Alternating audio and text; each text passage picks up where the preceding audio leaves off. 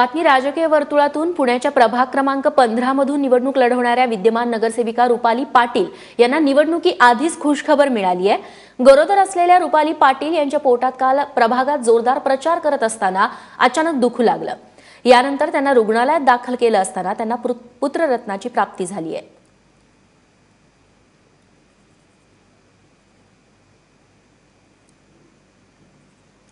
ही मी गोष्ट धरलेलीच होती, कारण का माझी प्रेग्नन्सी होती आणि निवडणूक सुद्धा आलेली होती।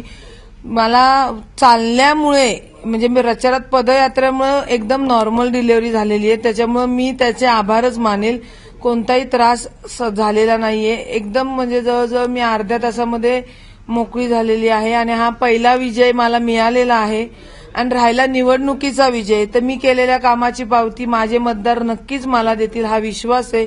आणि मी 2 दिवसानंतर माझी नॉर्मल डिलिव्हरी झाल्यामुळे मी तिसऱ्या दिवशी प्रचारात उतरणार आहे हे नक्की, आणि माझा पॅनल निवडून आणणार आहे हेही नक्की। काल आम्ही दिवसभर प्रचारामध्ये होतो। प्रचारामध्ये असताना आमच्या पदयात्रा रॅलीज वगैरे चालू होतं। शक्यतो रुपाली काळजी घ्यायची, ती कुठं जिने पायऱ्या वगैरे चढायची नाही।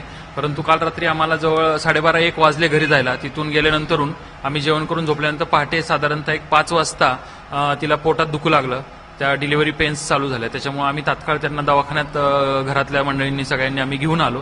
घेऊन आल्यानंतरून आज आम्ही खूप आनंदी आहोत। आम्हाला मुलगा झालेला आहे आणि आमचा पहिला विजय झालेला आहे। आणि 23 तारखेला म्हणजे ती ज्या प्रभागातून उभी आहे तर ते पॅनल सहित ती विजयी होणार आहे। तिच्या कामांची दखल सर्व लोक घेतील आणि तिला निवडून देतील असा आम्हाला ठाम विश्वास आहे।